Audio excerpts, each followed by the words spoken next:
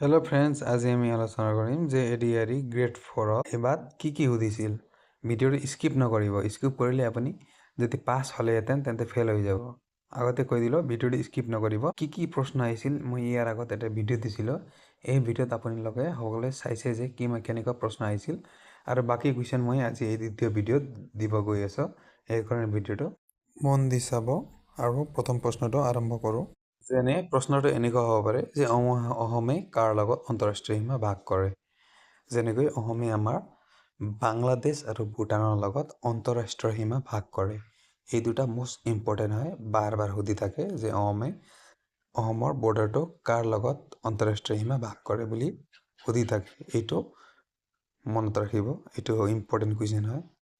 আৰু দ্বিতীয়তে অসমৰ জিলা কেইখন আৰু কি নতুন হৈছে এইবিলাক ভালকৈ মনত থৈ দিব।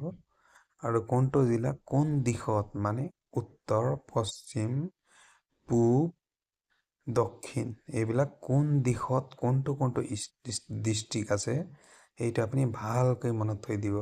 এইটো সুধিব। যেনেকৈ আমাৰ তামোলপুৰ ডিষ্ট্ৰিক্ট কোন দিশত আছে অসমৰ, এইটো সুধিব পাৰে। আৰু যেনেকৈ বৰাক উপত্যকা কোন দিশত আছে এইটো সুধিব পাৰে। এনেকৈ কোনটো ডিষ্ট্ৰিক্ট আমাৰ নতুন হৈছে, কোনটো ডিষ্ট্ৰিক্ট পুৰণি আছিল, এইবিলাক ডিষ্ট্ৰিক্টটো আপুনি ভালকৈ পঢ়ি থৈ দিব আৰু জানি থৈ দিব।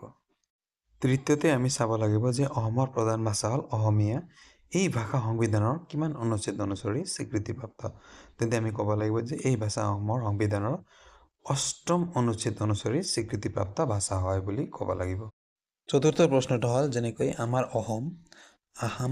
অসমৰ জলবায়ুটো কেনেকুৱা, জলবায়ু কেনেধৰণৰ এইটো সুধিব। আপুনি কৈ দিব অসমৰ জলবায়ু হ'ল গৰম আৰু সেমেকা বা মৌচুমী বায়ু বুলি কৈ দিব। 5 নম্বৰ যেনেকুৱা অসমৰ দুটা প্ৰধান শিল্প যদি কয়, অসমৰ দুটা প্ৰধান শিল্পৰ নাম, তেন্তে কয় শিল্প বহুত আছে কিন্তু প্ৰধান দুটা শিল্প যদি সোধে আপোনাক তেন্তে আপুনি চাহ আৰু খাৰুৱা তেল বুলি ক'ব পাৰে। কুৱেশ্যন নম্বৰ 6 যেনে অসমৰ কেইবাটা বুৰঞ্জী প্ৰসিদ্ধ ঠাই কেইখনৰ নাম ক'ব পাৰিবানে বুলি সুধিলে আপুনি ৩-৪টামান বুৰঞ্জী প্ৰসিদ্ধ ঠাই সোনকালে কৈ দিব। যেনে আমাৰ ডিব্ৰুগড়, তেজপুৰ, হাজো, গুৱাহাটী আৰু শিৱসাগৰ, এইকেইটাৰ নাম আপুনি কৈ দিব।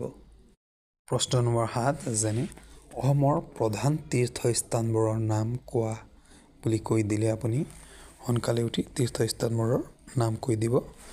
যেনে কামাখ্যা, উমানন্দ, নৱগ্ৰহ, বৰপেটা সত্ৰ, বৰদোৱা সত্ৰ, পুৱামক্কা, আউলিয়া